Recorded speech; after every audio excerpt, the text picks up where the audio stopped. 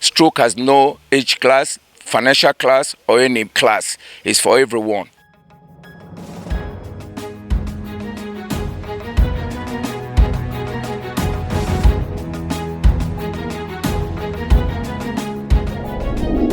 Yeah, welcome on Nabo TV Live this wonderful afternoon on a very wonderful episode where we are going to meet a man who is widely traveled from Chicago back to Nigeria, and we have been assisting to see how best to give Nigerians good health and, of course, process of having good eating habits. Of course, Chris Uboh is going to be talking to us today on what causes stroke, how to prevent stroke, and, of course, how to survive stroke, which is very important. So join me in the interview. Yeah, my name is Christopher Agbabu Uboh, and I am the chairman of National Stroke Association of Nigeria, a non-profit organization that was founded in 2001 when I first returned from USA. It's a very vibrant organization. We discuss on issues that border on stroke, diabetes, hypertension, and all non-communicables. We find solution and we treat them. That is why the state government, Delta State Governor, has given us an approval to build a state-of-the-art stroke hospital in Delta State. What is stroke? Stroke. Stroke is a disease that is very complicated. There are so many factors that lead to stroke. You can inherit it because it runs in the family, so it's hereditary. Your eating misbehavior, obesity, age, and a lot of other factors that are manageable and non-controllable and non-controllable factors can lead to stroke. Like I said, age, family, and history and behaviors. All these are non-controllable factors that can cause it. Controllable factors is your behavior, the way you eat, things you drink, smoking, and other characters of yours, vices that will lead you to have artery blockage that can lead you to have stroke. Stroke can occur at any age. Anyone can suffer stroke, but blacks, we African Americans or Africans, Nigerians, are more likely to die of stroke than any other racial group on earth. First and foremost, for everything you know, you are told. For you to know that you are having stroke, you have to know the signs of having stroke. And why most of Africans die of stroke is because they don't read. There's a saying in America, they say if you want to hide anything for a black man, put it in writing, because they will never read. Now, when stroke is about to occur, it will never give you so much time. However, it depends on the type of stroke that you are about to experience. Either you are having the minor stroke, which is the transient ischemic attack, which attacks mostly on your neck area, by your neck and your head, or you are going to have the mother bomb, which is called the hemorrhagic stroke. This type of stroke comes with different symptoms or signs that you are about to have it. A lot of people, when they are having a little headache, they might think, oh, I'm having headache, let me lie down. They may have suffered a hemorrhagic stroke, which may be their vessels in their head has exploded and it will spew blood into their main head that will now begin to cause chemical reactions to cause problem. The minor stroke is called transient ischemic attack. That transient ischemic attack occurs mostly at your neck base, and it's as a result of cholesterol and the plaques that sediment within the arteries in your neck that block it, just like a gutter that water is flowing. Once the gutter is blocked, the water has no other way to go but to overflow and cause, because a blockage has occurred. So in the case of your stroke, the minor stroke, which is the warning stroke, which is the stroke is telling you, hey, listen, I'm in your body and I'm coming. If you don't take care of me, I am going to kill you. And incidentally, it's very important I mention that once you suffer stroke, stroke is going to kill you. So now, when this minor stroke in you is not attended to early by way of identifying your cholesterol level and checking yourself, it is going to metamorphosize to a bigger stroke. However, the bigger stroke is going to occur in your head, which will be as a result of a rupture of the tendons in your brain that covers the head, or in the arteries, or in the infracts in your brain that will cause blood to happen, or it might be a blow of an aneurysm in your vessel that is in the blood, which is as a result of hypertension and compensated by diabetes. So all these can complicate your situation, and that can lead to stroke at any age, particularly as we age. Is stroke curable? Yes, stroke is curable. Stroke is very, very curable. However, you have window of 3 hours if you have experienced stroke for someone to be able to identify that something is happening to you, either by you fall down or something like that. If they don't take you to the hospital within the first 4 hours, depending on the type of stroke you have experienced, your chances of surviving it is very minimal, especially if it is a hemorrhagic stroke, which is more dangerous than the transient ischemic attack, which is the minor stroke. There are so many types of stroke. In Africa, I was given a seminar in Government House, so they started asking me, is there man-made stroke or is there just stroke? I say yes. There is man-made stroke, and there is a stroke of natural cause. Man-made strokes are happening in Africa, especially in Nigeria, which they can set up with you through voodoo or other actions. They will set it with a thread or anything. So when you cross it, you are definitely going to have a stroke. The difference between that stroke and natural stroke is that man-made stroke is well curable, very curable, faster, because they are going to identify the root cause. Once they attend to that root cause, you're going to get well gradually. However, the natural stroke is harder to cure because it must have been amplified or compounded by your behavior, which is your drinking habit, your smoking, and all that would have caused you to not to identify your major reason of the stroke. That once it happened, either by the hemorrhage, it is going to cause you to have a weakness. You will lie down instead of going to the hospital. Then you will now continue the journey to the twilight zone. So some people say because of too much thinking, too much pressure, those ones will cause stroke. How true are they? Very, very true. Stress. When you live a life that you stress yourself, chasing money, chasing women, chasing all kinds of things, and not forgiven, there's one thing you must do in life. If you don't learn to forgive, you are living a dangerous life, because your heart is going to be filled with anger. An angry man is a suffering man. You will never sleep.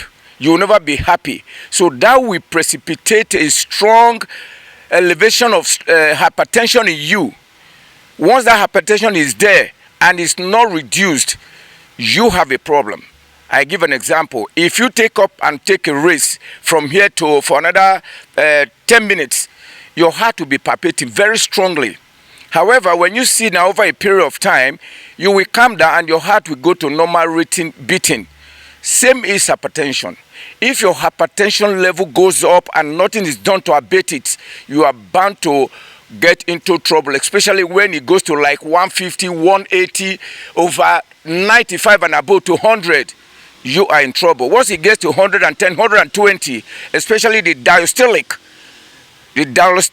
goes to 120, 150, you are gone, because it's going to create a major problem in your body, in your head, that will cause you to have stroke.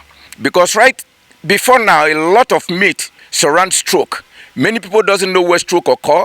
Many people doesn't know what happened for stroke. They thought stroke was for only the aged, and the third stroke was only happens on the right side, or that stroke is something that people cannot suffer. That's not the truth. Anybody can suffer stroke. Even a pregnant woman, a child in the stomach can suffer stroke. That is why you see some of them, they come back with all kinds of diseases like epilepsy and all that.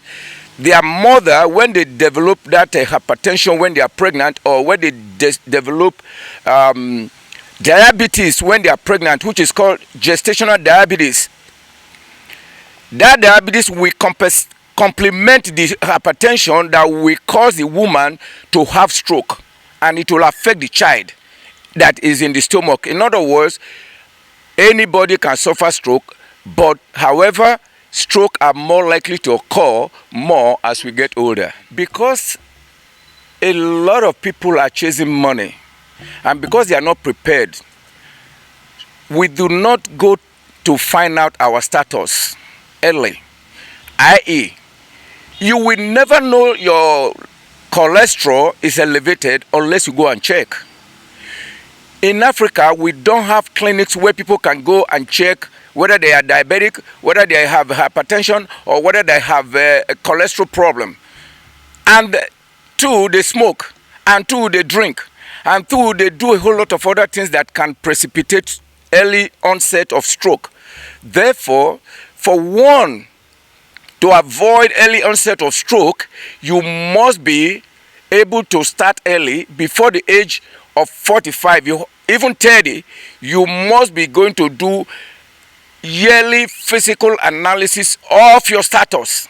Am I hypertensive? Especially if you know from your family history that there is a hypertension or diabetes, you must then now go to begin to do general analysis of your status. Once you know, there's a saying, what you know or a problem known is half solved. Once you know you have hypertension and you have diabetes and you are smoking and you are drinking, you are in the wrong direction of that. Very sooner or later, it's not whether it's going to happen, it's when. You must be in the bracket of having stroke, because the stroke and diabetes conspiring together is a dangerous thing. Each of them have a very big problem of its own. Diabetes can cause you blindness, can cause you ganglia, they cut off your leg, can cause you neuropathic problems, can cause you nerve problem, can cause you all kinds of diseases. So what you know, for us to avoid early onset of stroke, like you very well asked, is for us to begin to do what I have been proposing to the Nigerian government. Let them do a database of would be at-risk individuals by doing general analysis of people. Check them for diabetes, check them for hypertension, do a community town hall education by way of educating people on way to avoid stroke. Eating misbehaviors. How can somebody wake up every morning is eating and drinking Coke? You are asking for trouble. Or you are eating gari, rice, yam. Yes, it's because of Nigeria, things are hard, but that does not prevent you from not creating a small garden where you can get vegetables to complement your food. So anytime you are eating so much of carbohydrate without adding protein, there's a problem. However, that does not mean that you cannot have stroke if you are eating protein. The glycemic index is the problem. How does glycemic index means how fast does it convert from the food you eat to sugar? They all have different levels. Cassava, gari, yam, rice, all those can convert very quickly and highly, as they are more of carbohydrate than beans, unripe plantain, dawa, and so forth.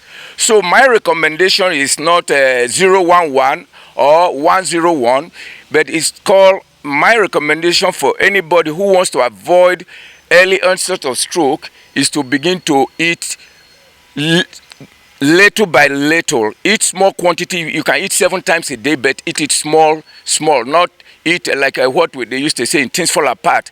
When the person sitting over here will not see the other person, thinking you are doing yourself a favor, let me eat because I have the money. You are making yourself more susceptible to experience a stroke, no matter how rich you are.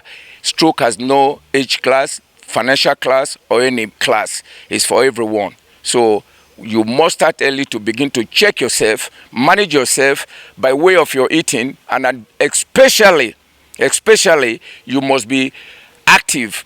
Physical inactivity is a major cause of problems. So in other words, for you to manage your stroke, you must be active. You must do exercise, at least 10,000 steps a day, or at least 30 minutes walk every day in the house or anything. We recommend you don't eat and go to sleep. When you come back from work, sit down, don't go and bath. If you go and bath and eat, you are 90% likely to sleep off right there. And that will compound your problem of getting fat. So it will better, you will eat, rest a little bit, walk around, go to the bathroom. In the process of doing all this, your body would have helped to metabolize your food, especially if you are not obese. But if you're obese, your chances of having stroke is compacted because it can elevate your stroke, and diabetes is a must. Like I said, both of them will conspire to take you to early grave. There's no question about that. That was an explosive expose. Of course, this video, you should make it go round.